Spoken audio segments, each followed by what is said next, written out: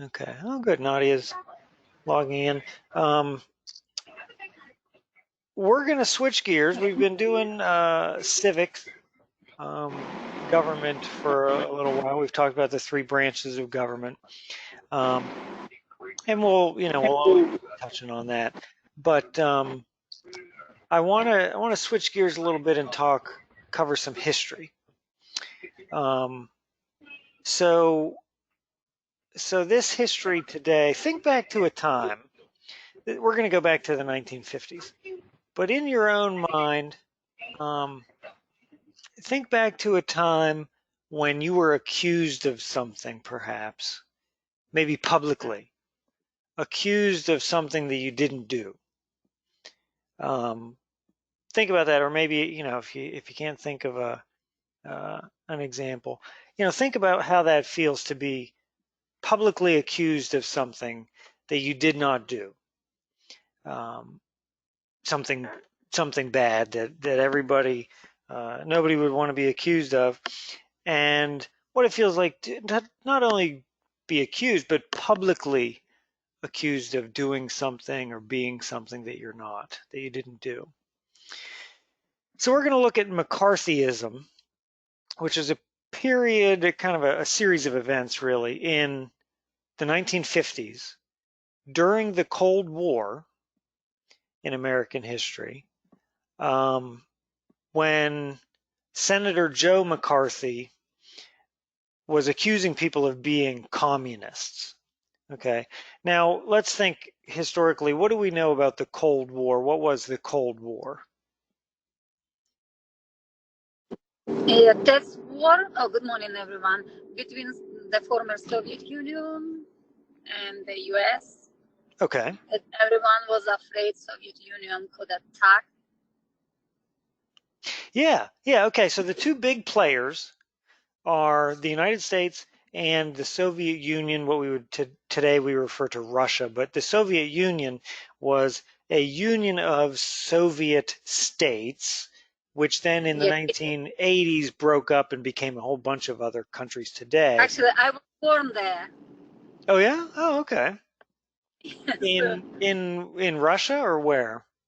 I was born in Belarus, but I grew up in Crimea. It was part of Ukraine, but now it's Russia. Oh, okay. Yeah, the Crimea. You're right. No one knows Crimea belongs to Russia or Ukraine. Like US and Ukraine still think it's part of Ukraine, but Russia just took it to itself. Right. Yeah. Oh, wow. Yeah, that's a important area, yeah, to in the news and in world events, Crimea. So yeah, so today we're going to talk about the Soviet Union or the USSR, but also you can say sometimes when you're thinking backwards historically in this time period, you can say Russia, but the Russia then is different than the Russia now. Today, Russia is its own country, Russia. Back then, during the Cold War, before the 1980s, 1989, it was a whole group of states, really, you could consider them sort of like states, the United States, um, that were combined into the USSR, one of which, the by far the largest of which, was Russia. But there was also, as Nadia said, there was Ukraine and Belarus and Kazakhstan and a whole bunch of other countries. I think maybe over a dozen countries or states that made up the country the USSR. Okay, so those are the two players, America and the Soviet Union. Now, why do we call it a Cold War?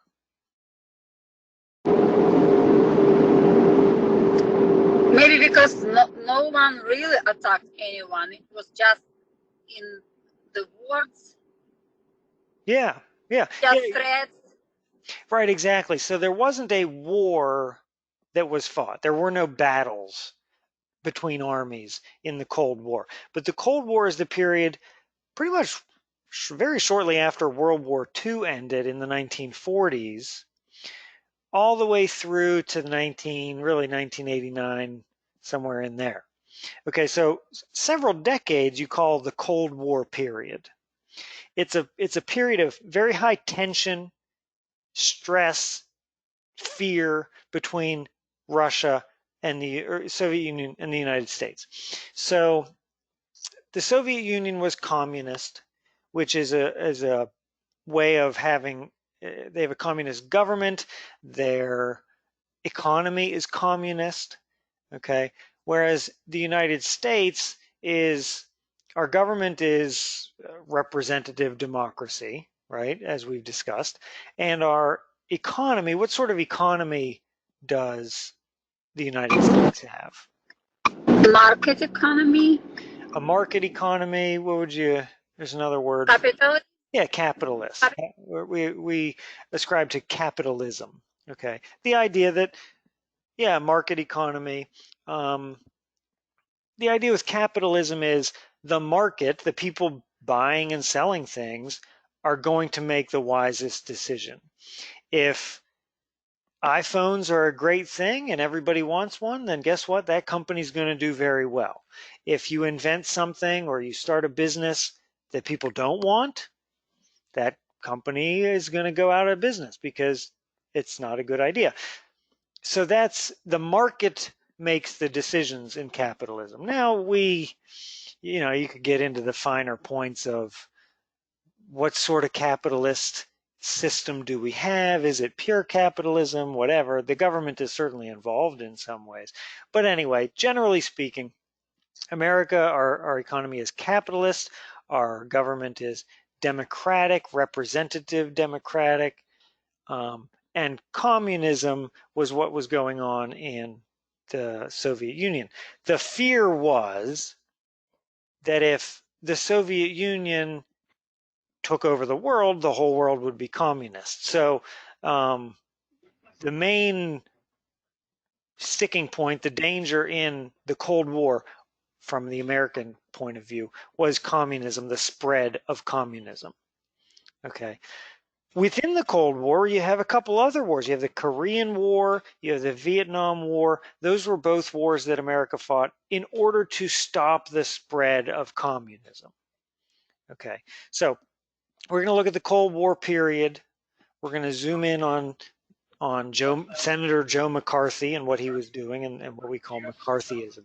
But that's the big picture. For the Cold War was the United States versus the Soviet Union. It was democracy versus communism. Okay, and we were trying to stop the spread of communism. Okay, so we're going to look at this reading as we've done in the past. It's going to be, I actually numbered the paragraphs when I made this document today, so we can, just to help us follow along a little easier. It is from ushistory.org, that online textbook that I like. So let's go down. So we have an introduction. We then have some sections, the atomic era,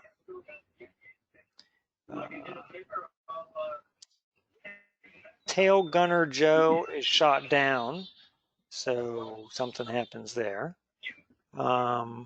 Blacklisting, we'll discuss blacklisting, and other witch hunt victims. Okay. So one other thing that's going to come up is the idea of witch hunt. And sometimes you hear, actually all the time, you hear President Trump refer to people attacking him as something being a witch hunt. And you hear the Salem witch trials. So what do we know historically, anybody here, what do we know about the Salem witch trials? Like women were, people said about some women, then they were witch because people did not like something in their behavior, and they were burned. Yeah. On a fire. Yeah. That's very good. So the Salem witch trials was Salem, Massachusetts. This was the 1690s. Okay, this is a long time ago. This is when Massachusetts was a colony. It's not very long after the Pilgrims landed in 1620, really. So the 1690s, well before the 1776 Declaration of Independence. So this is during the colonies. lots of people were British, and they were essentially still the Pilgrims, the Puritans, very religiously strict. And so there was a moment of, I think, less than a year, really, in Salem, Massachusetts, where people were accusing each other of being witches.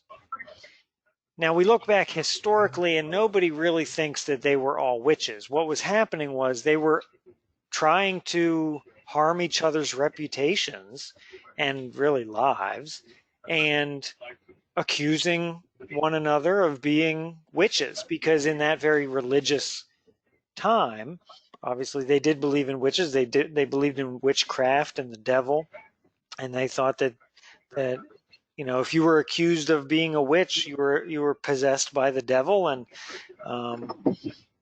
they had trials before a judge, but they weren't very good, and they were really fast. And basically, if you were accused of being a witch, even just accused, that was pretty much a death sentence. It was very likely that you would be found by a judge to be a witch, even if you're obviously not a witch. And so these accusations were very, very dangerous. Okay, so it lasted less than a year, and I think 19 people were hanged. At that time, in the Salem witch trials, we think of them burning people at the stake as a form of execution. But I think they were all hanged, except there was one man that was crushed under stones as his way of execution, and they actually hanged a dog during the Salem witch trials. They accused a dog of being possessed by the devil, and they hanged a dog during the Salem witch trials. So we're gonna. That is sad. It is. It must have been a crazy time. There's moments in history that would be very interesting to not so much live through, but to learn more about. And the Salem witch trials were kind of crazy. People kind of went nuts for 9 months and accused their neighbors, accused their own mothers of being witches. Kind of crazy. So from there we get a witch hunt. Now, when somebody talks about something being a witch hunt today, either President Trump talks about witch hunts, or McCarthyism we're going to see the reference to a witch hunt. It means you're being accused of something without very much evidence, and just the act of being accused harms you, right? If you were accused in the Salem witch trials of being a witch, it doesn't matter if you were actually a witch possessed by the devil or not. The act of being accused of being a witch pretty much ends your life. It ruins your reputation, and it might actually end your life with an execution. So when people talk about witch hunts, they mean this isn't a genuine search for the truth. This is just meant to ruin my reputation, right? This is a witch hunt. So that's what it means today, and that's what it's kind of meant throughout history. Now, the Salem witch trials were over 300 years ago, but it was a pretty big moment in American early, even before America was a country, early American history, and it's really stuck with us historically. Okay, so McCarthyism in the Cold War. Let me read the introduction, and then we'll go from there. So the quotation, "Are you now or have you ever been a member of the Communist Party? In the 1950s, thousands of Americans who toiled in the government, served in the army, worked in the movie industry, or came from various walks of life had to answer that question before a congressional panel." So a congressional panel, they had, once the whole McCarthyism started, as we're going to get to, they held congressional meetings. You would, as an individual, as a citizen, might be called before a congressional panel, 20, 30, 40 senators or congressmen sitting in a big room, and you have to answer their questions. Senator Joseph McCarthy rose to national prominence by initiating a probe to ferret out communists holding prominent positions. During his investigations, safeguards promised by the Constitution were trampled. Why were so many held in thrall to the Wisconsin lawmaker? Why was an environment that some likened to the Salem witch trials tolerated? Okay, so a couple of good vocab words. He rose to national prominence. What does prominence mean?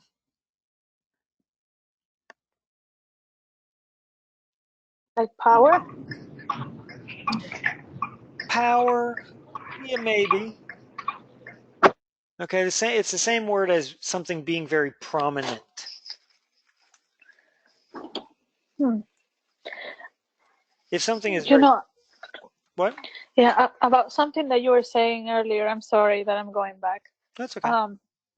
When you say, are you from the Communist Party? When you come to this country, they still ask you that. It is, yeah, it's in the oath you have to take when you become a naturalized citizen. I think you have to specifically swear that you're not a communist. Yeah, Yes. yeah, you're right. Yep, I So remember even, this question. even all these decades later, that is something specifically we want explicitly to check with people as they become American citizens that they are not communists. It's which is kind of odd in a country when we have free speech, freedom of thought. You're allowed to have your own ideas, but that's one thing that we don't tolerate, I suppose. Yeah, yeah, that's interesting.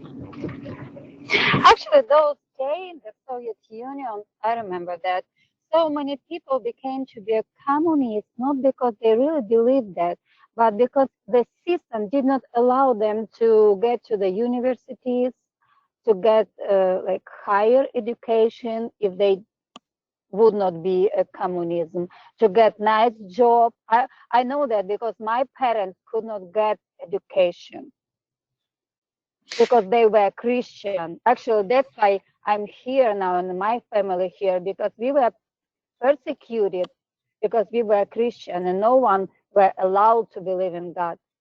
So it was really crazy time.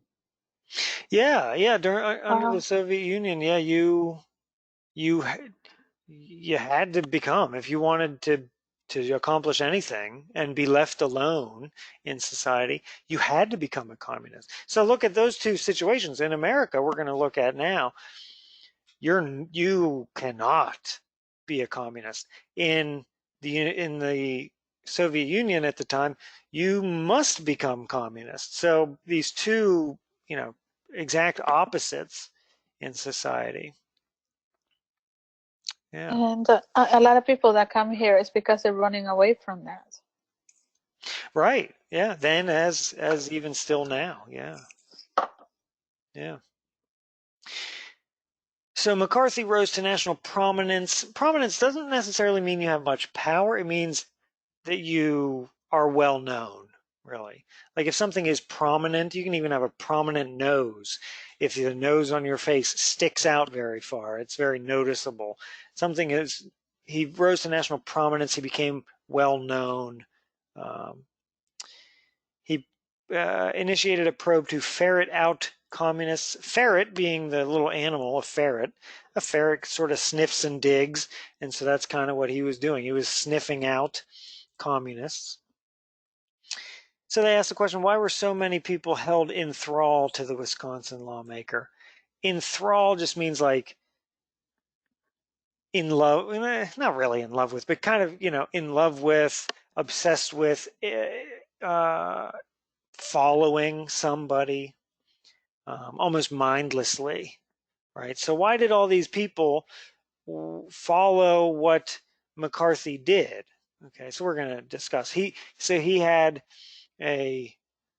initiated a probe, a system to ferret out, to find communists in prominent positions in the government and he focused on the Hollywood movie industry. So we'll talk about that. Okay.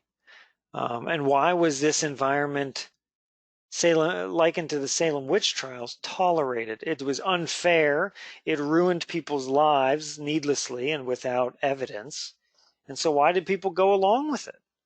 It's an interesting question. Carly, can you read paragraph 3?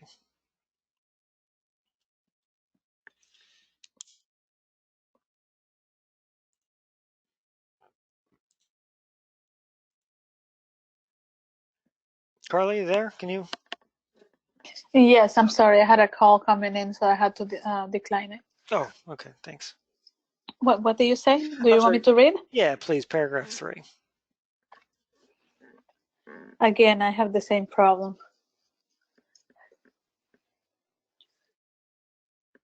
Okay.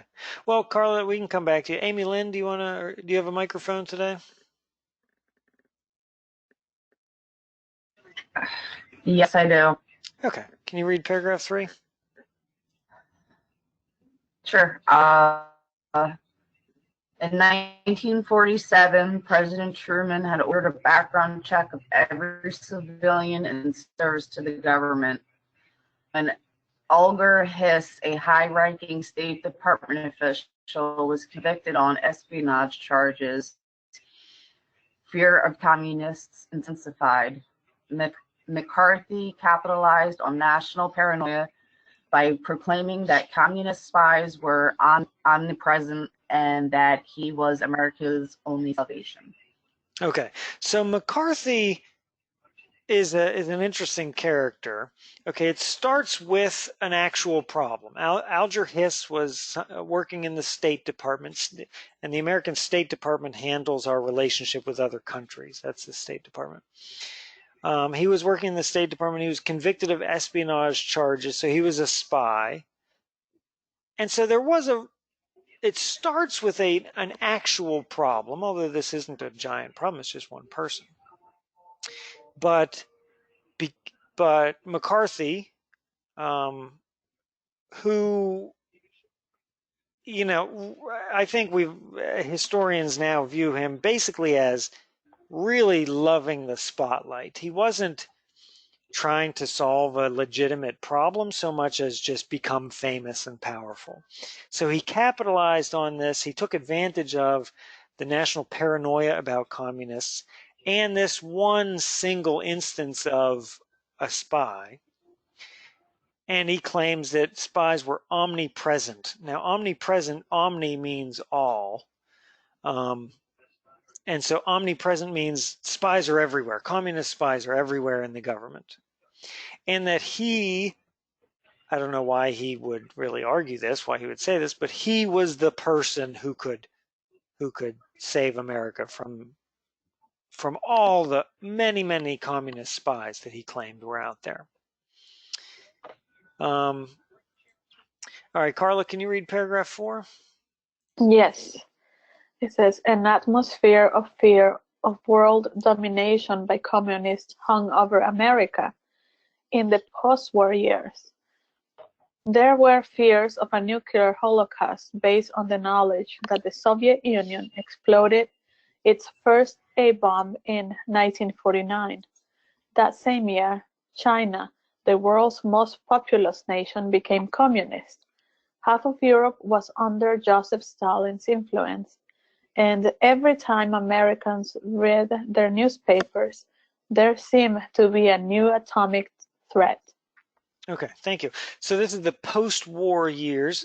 In this case, we're talking about post-World War II, so after World War II. Of course, World War II ends with America dropping 2 atomic bombs on Japan in 1945, I think.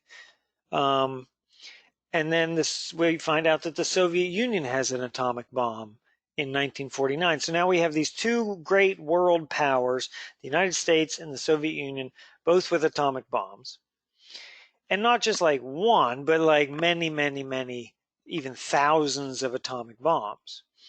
So the fear on both sides was that the other guy has an atomic bomb and is willing to use it, and so we have to have.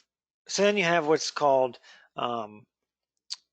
escalation of the atomic bomb. So they would get thousands, tens of thousands, I don't even know what the number was, of atomic bombs. Literally enough atomic bomb power to blow up the Earth, really. Certainly enough to end mankind. But you're afraid that the other guy is going to use it, so you have to use it first, and it's just this tension, this fear on both sides. China, the world's most populous nation, becomes communist, and so we're afraid that with Soviet Union and China being communist and all the smaller countries around them, we're worried about the expansion of communists. So communist really was a fear. Nadia, can you read paragraph 4? I'm sorry, paragraph 5.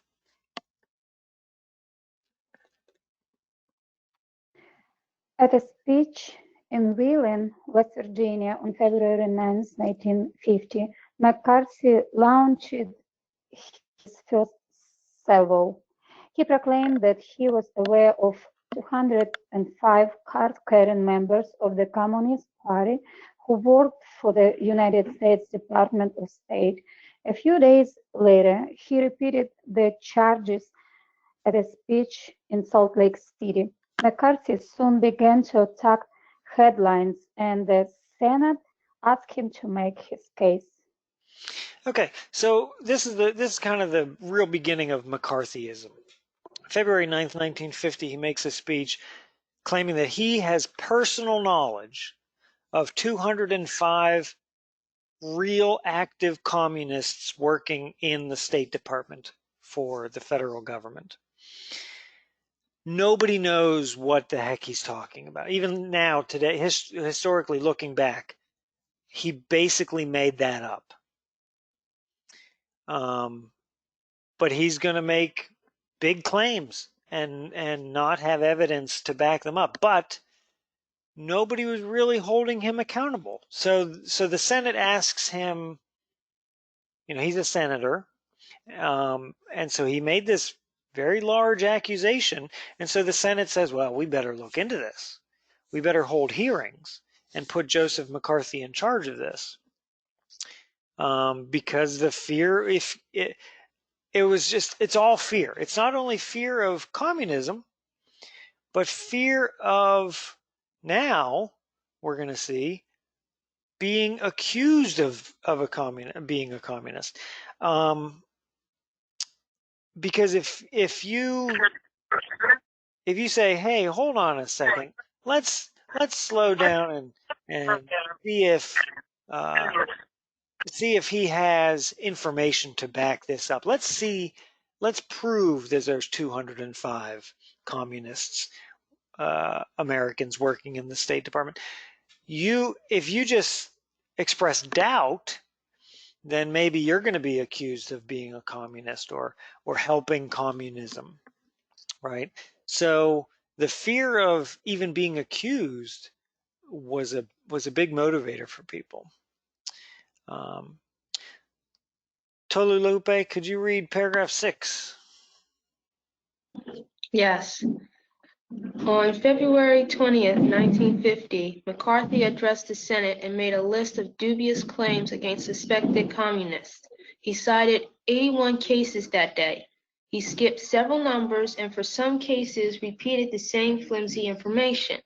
He proved nothing, but the Senate called for a full investigation. McCarthy was in the national spotlight. Okay, so that's pretty self-explanatory. It says he made a list of dubious claims. That's a good vocab word. What does dubious mean?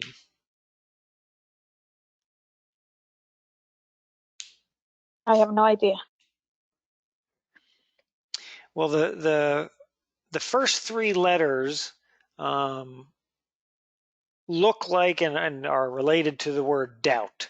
So dubious means they're doubtable. You should doubt them. He really is making up. People think he just made stuff up. If something is dubious, it means you should doubt it. You should be cautious of it. You should wonder about it. He's in a long speech. He cites 81 cases. He skipped numbers. He repeats information, flimsy information. It's not very solid evidence. And yet the Senate called for a full investigation. This is the person, if you were really thinking hard about what he was saying, you should say, he doesn't have any evidence. This isn't based on anything. This We should see if this is the truth. And yet people were so afraid of being accused of being a communist that you just go along. Paragraph 7, staying in the headlines was a full-time job. After accusing low-level officials, McCarthy went for the big guns, even questioning the loyalty of Dean Acheson and George Marshall. Now, I don't remember who those guys are, but they were high up in the government. Some Republicans in the Senate were aghast and disavowed McCarthy. Others, such as Robert Taft and Richard Nixon, saw him as an asset. The public rewarded the witch hunters by sending red baiters, communist accusers, before the Senate and the House in 1950s. So this went on. They were televised hearings where people in the government and as we're going to see soon, other or even private citizens were called before this Senate panel and asked questions. But really, no matter what your answer was, of course you're going to deny. Of course you're going to say you're not a communist. Just like in the Salem witch trials, of course you're going to say you're not a witch. But we know you're a witch, and so just the act of being accused of it was good enough to end your life, really. You know, your freedom and stuff. Next section, Tail Gunner Joe shot down. Now, somebody just called in. Who can I ask? Who called in a few minutes ago? Is that somebody new?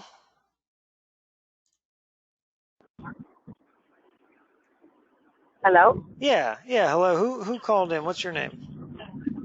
my name is Evelyn, and my last name is Omar. I attend a math class for BLP. Oh, okay.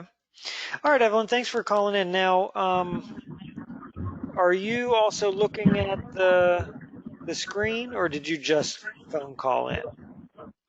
I just called in to Okay. listen. Well, we're doing a My first reading. time. Are you at home? Do you have a computer? No, I'm actually on the road, but I have it on speaker, and then I had it on mute, like so you don't have to.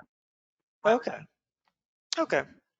Yeah, sometimes people call in while they're driving. That's fine. We're looking at a reading, so the best way would be if you were in front of a computer, you click on that link, and then you can share. I'm sharing my screen with everybody. There's about half a dozen people Okay. logged in, so you could read along. But if you're out driving, if you're listening, that's fine too. You know, it works. It's better than not doing it at all. So we're talking today about the 1950s, the Cold War, and the search for communists in the government in the 1950s. Okay. So yeah, Evelyn, thanks for calling in. Amy Lynn, can you read paragraph 8?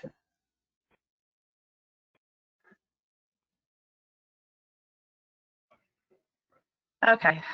When Dwight Eisenhower became president, he had no love for McCarthy. Ike was reluctant to condemn McCarthy for fear of splitting the Republican Party. McCarthy's accusations went on until 1954 when the Wisconsin senator focused on the United States Army. For 8 weeks in televised hearings, McCarthy interrogated Army officials, including many decorated war heroes. But this was his tragic mistake. Television illustrated the mean-spiritedness of McCarthy's campaign. The Army then went on the attack, questioning McCarthy's methods and credibility. In one memorable fusillade, the counsel for the Army simply asked McCarthy, "At long last, have you no sense of decency left?" Okay, so this went on, thank you. This went on from 1950 to 1954, off and on. There were televised hearings. He's accusing hundreds of people of being communists, and basically, as soon as you're accused, you lose your job. They kick you out of your government job. He's wrecking people's lives, not because, I mean, sure, maybe some of this was based on fact, on truth, but by and large, he was just a runaway freight train, making wild accusations for his own needs, whatever. It's just kind of crazy. So says he made a mistake. He turned his attention to attacking the United States Army, interrogated Army officials, decorated war heroes, and in one attack, and this is kind of the famous line, it says in one memorable fusillade. A fusillade is in war when you like fire a lot of bombs or a lot of missiles, or like a big attack is called a fusillade. So in one big attack, the counsel, the lawyer representing the army, kind of interrupted McCarthy, and it was kind of like a enough is enough type moment. And he just kind of shouted at McCarthy. This is after 4 years of accusations. And he says, at long last, have you no sense of decency left? He's like saying, what's wrong with you? Why on earth are you attacking these clearly not communist people? And and McCarthy was making just very, it says mean-spirited attacks on people. And so that was kind of the wake-up moment. It says, poll after poll showed the American people thought McCarthy unscrupulous in his attack of the army. Unscrupulous, uncareful, thoughtless, foolish. Fed up, McCarthy's colleagues censured him for dishonoring the Senate, and the hearings came to a close. Plagued with poor health and alcoholism, McCarthy himself died 3 years later. So they censured him, which is just officially reprimanded. They, it's the punishment. It's when the Senate officially says, what you've done is wrong. It doesn't really do anything. Hopefully it embarrasses you, shames you, changes your action. But, they didn't actually, I don't believe they kicked him out of the Senate. He remained a senator for his term. I don't think he ran for re-election. But it was, his attack of the army, the people in the army, high up generals, was kind of the wake-up moment for McCarthyism. Nadia, could you read paragraph 4? Now we're going to blacklisting. Or no, I keep saying paragraph 4. Paragraph 10, please. Okay. McCarthy was not the only individual to seek out potential communists. The House Committee of Un-American Activities targeted the Hollywood film industry. Actors, writers, and producers alike were summoned to appear before the committee and provide names of colleagues who may have been members of the Communist Party. Okay, thank you. So this is a separate thing going on. This is different than the McCarthy Senate hearings. This is the House of Representatives, the House Committee on Un-American Activities. They focused on the Hollywood film industry, pulled actors, writers, producers in front of their committee, and accused them of being, I don't really know why. Why would you focus on movies? It's not like there was a bunch of communist movies coming out, but accuse them of being communists. And what one of their tactics was, they would get you to name other people as communists. And they'd say, well, we'll let you off the hook. You won't be punished for being a communist if you can tell us other people who are communists. And so it just encourages people to name names. And even if they're not true, people are just, accusing their peers, their friends, their fellow actors and directors and things of being communists. Carly, can you read paragraph 11? Yes. Those who repented and named names of suspected communists were allowed to return to business as usual. Those who refused to address the committee were cited for contempt. Uncooperative artists were blacklisted from jobs in the entertainment industry. Years passed until many had their reputations restored. Okay, very good. So this was, this is going on at the same time, parallel to the McCarthy Senate hearings. What does it mean if you were blacklisted? It's a word sometimes we hear today. If you were in this blacklist, no one will hire you. Right. Yeah, it's your name would sometimes literally be put on a list, and nobody would hire you. Yeah, actually, we had blacklists in the Soviet Union for being Christian. That's why we could not get to any university, and I even could not be attended to the music school when I was at school age, because I was Christian. They had like personal file for each student, and on my file, there were big letters like her parents were Christian, so I could not be attended to any nice schools because of that. Actually, I was the best student in the school, but I know what does this mean to be in a blacklist. Wow. Yeah. No, so really, yeah, to hear you explain it, it's almost like a mirror image of what was happening here. Yeah, actually, I'm so surprised. I did not know you guys went through this. Yeah. But like, you went through different side of this mirror. Oh my goodness. Yeah. Well, so you had crazy time too. Yeah, it's the exact opposite. Here's a black in the United States, you're blacklisted if you were a communist, or even if somebody accused you of being a communist. In Belarus and the Soviet Union, you're blacklisted if you're not a communist. So yeah, it's an exact opposite. It's crazy. So that's going on. The House Committee on Un-American Activities, and so Tolulope, could you read paragraph 12?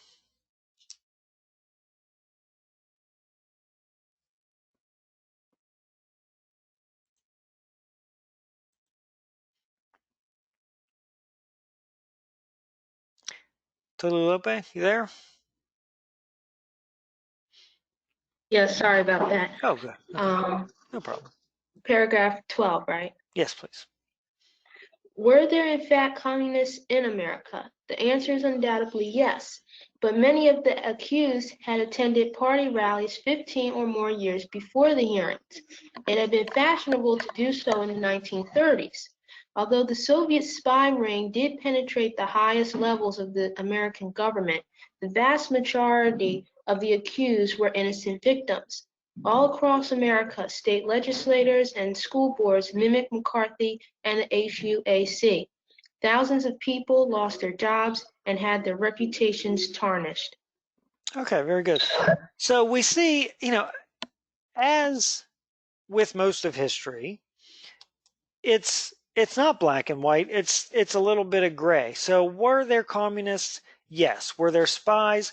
Yes. Were there spies in the American government? Yes. But was the problem as widespread as McCarthy made it out to be? No. Could it have been handled differently and more responsibly? Yeah, I think so. So you look back at Joe McCarthy, and he's really an interesting character. And so we're just seeing a little part of it now. But he was a power-hungry guy. He loved the spotlight, and once he got going, it was just a runaway. Like I said, it was a runaway freight train of accusations, and he would just say things that were not based on evidence, and people, out of fear, went along and went along and went along, until finally it took a general to say, "Have you no decency? What is wrong with you?" And people finally woke up from the dream. So this is the Cold War. It's the McCarthy Senate hearings. It's the red, also people call it the Red Scare, red being the color and sort of a nickname for communists. So this general idea, all of this stuff is called the Red Scare sometimes. So then we get to other witch hunt victims. So other things were going on as well. It says unions were a special target of communist hunters. Sensing an unfavorable environment, the AFL, the American Federation of Labor, and the CIO, Congress of Industrial Organizations, merged in 1955 to close ranks. Today you do sometimes hear about the AFL-CIO. Books were pulled from library shelves, including Robin Hood. We've all heard of Robin Hood, which was deemed communist-like for suggesting stealing from the rich to give to the poor. They said, no, no, no, that's too much like communism. We can't have kids reading the book Robin Hood. No politician could consider opening trade with China, of course, which was communist, or withdrawing from Southeast Asia without being branded a communist.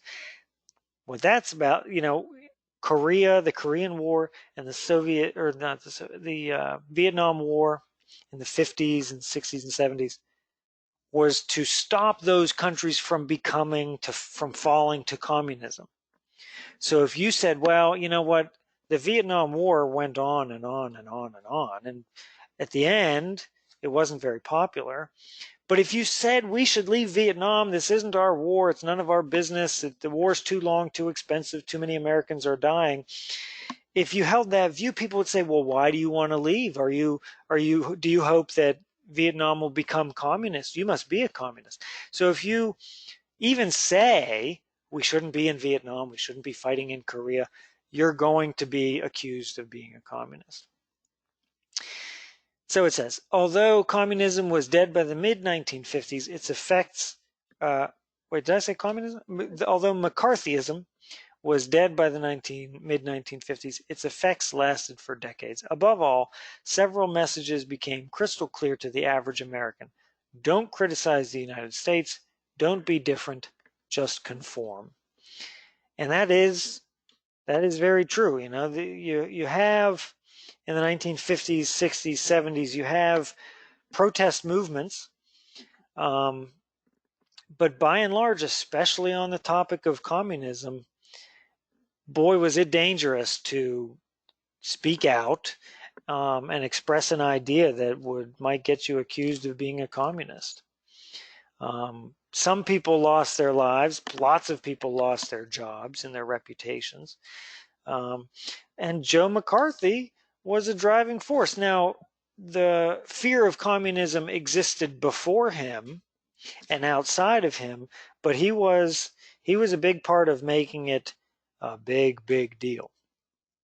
So this is an interesting way to zoom in on the Cold War to discuss that period, because that is, when you go to take the GED test, understanding the Cold War and those tensions, the fear of communism and the fear that not only communism, but the Soviet Union has an atomic bomb capability.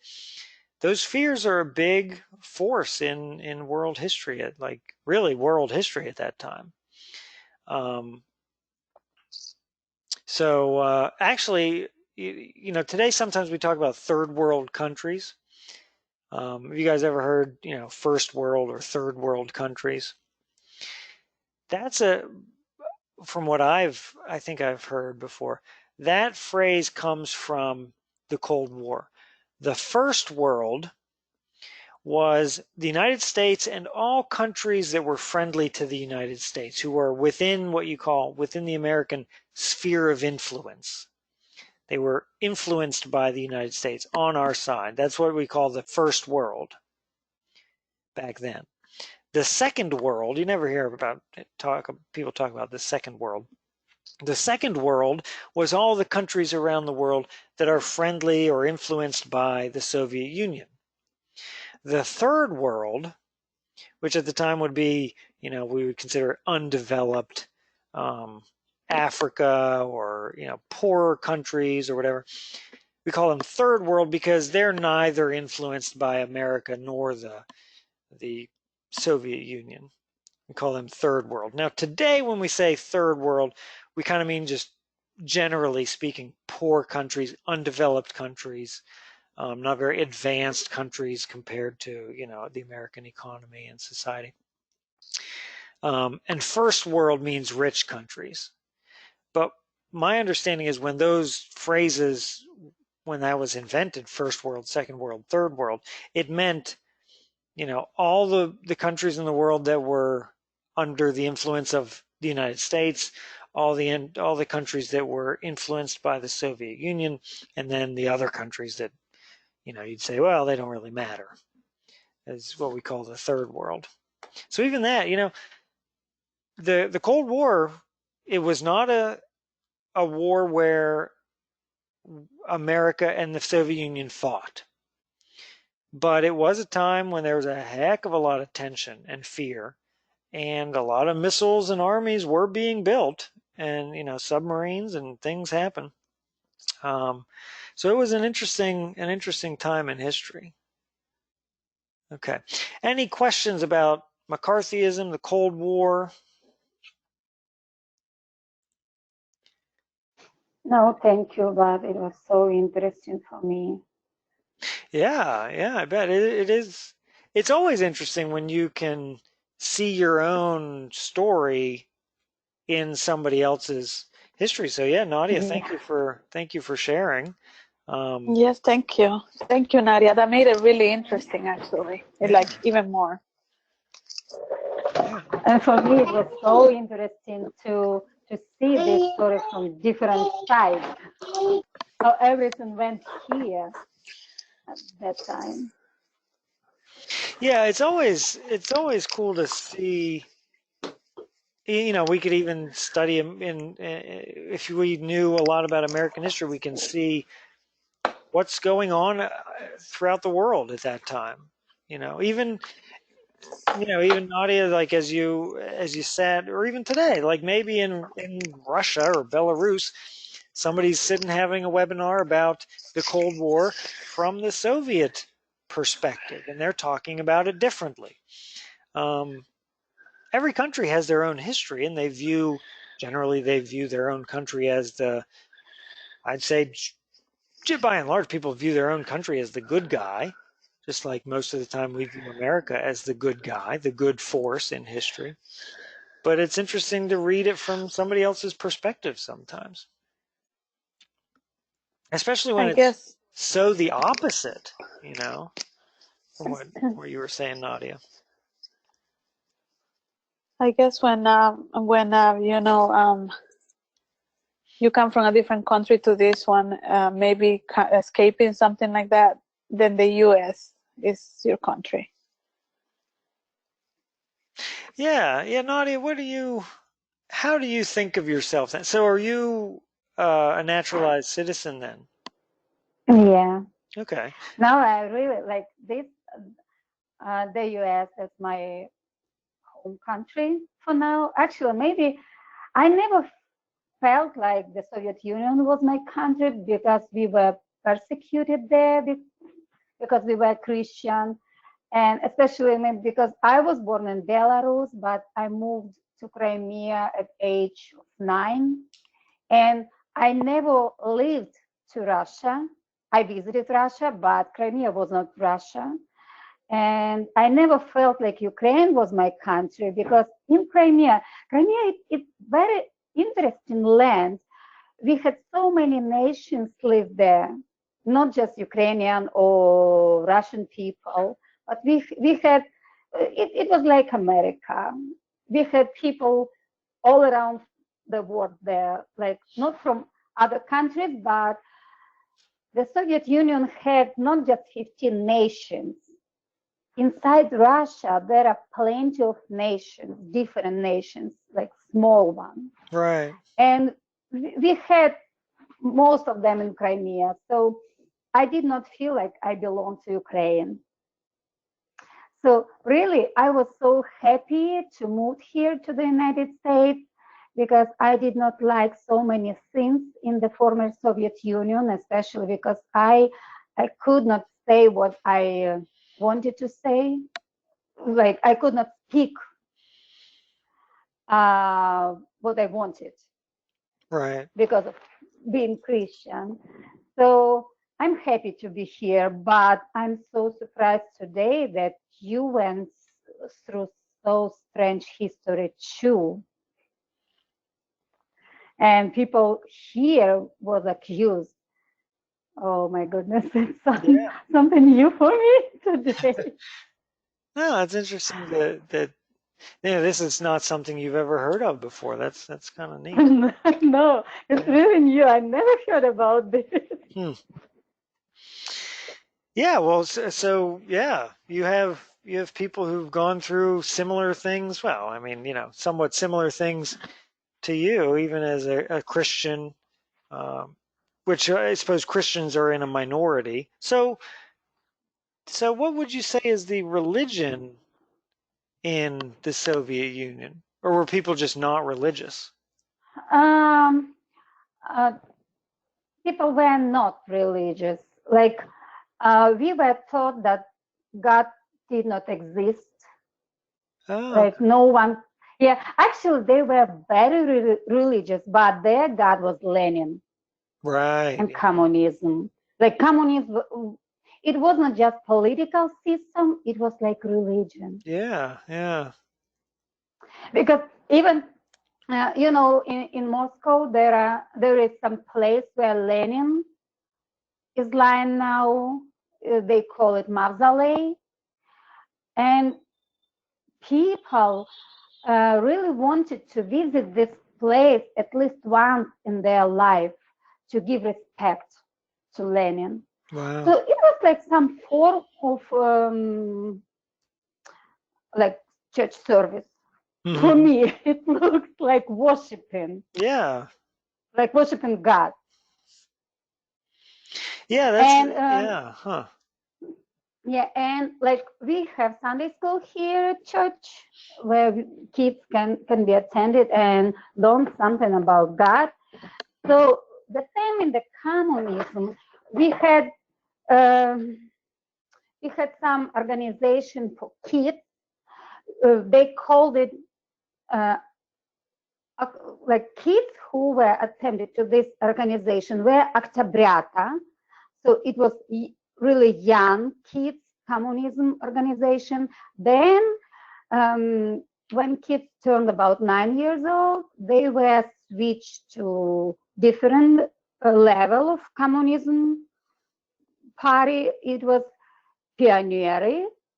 And then at age maybe 14, the best students were asked to be part of Komsomol organization. It was like 3 different stages of communism party for kids, for teenagers, and for youth. Yeah. And actually, I was not member of any of this because they did not invite any Christians to be part of them. But if you did not want to be a member of one of this like stage of communism party, you were persecuted. Yeah. No, that's really interesting to hear.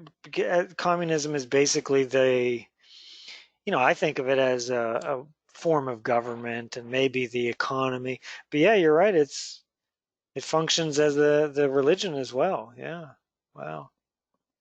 And you're persecuted if you're not. Yeah. And unfortunately, there is some communism that still exists. Right. Back in Russia. Yeah. Not as wide as it used to be, but you never know what can happen. Yeah. Well, and especially especially in the government, we see the same faces. So they just changed their names and they just pretend they're Christian. They can go to Russian like Orthodox church, Pravoslavная church, but it does not mean they became to be Christian. They just want to be like popular now, and I think their beliefs did not change. Mm-hmm. Mm-hmm. Yeah, because this isn't all that long ago. Plenty of these people, especially in the 1970s, 60s, and 70s, plenty of these people are still alive. These leaders, people who were children, like you said, child members of the Communist Party, they've grown up and are now in office and in power in these countries. And so, yeah, the danger of communism is still out there. There are countries that are more or less communist. Um, it's not something we as Americans really lose sleep over, but it's out there, you know. So it's interesting to see how it was dealt with in the past. Hopefully, as a country and as individuals, we can learn from the past. Um, you know, and who knows what the future holds here? What sort of conflicts we'll get ourselves into? But yeah, thank you for sharing. Um, you know, we'll come back to the Cold War again sometime. As far as the history that we need to focus on for the GED test, the Cold War is important. Understanding of that is important because it's still, even today, is informing and persuading and influencing the way the world is. At some point we'll talk about the end of the Cold War and the breakup of the Soviet Union and stuff like that.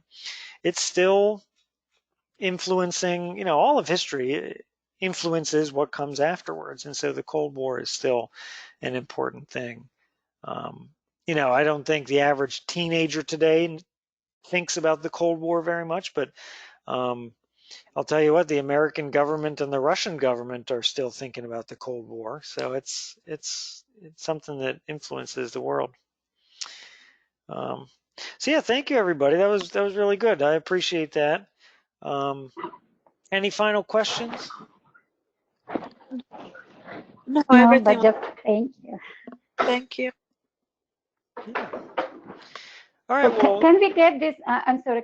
Can we get this article as usual and yeah. recording of our lesson? Thank Yeah, I you. think I have everybody's email. I'll send out this email and the recording. I'll pull the recording together this afternoon. I'll email it out. Yeah. Thank you. All right. All right. Super. Well, thanks a lot, everybody. Have a great day. You too. Thank you. Bye. You too. Thank Bye. you.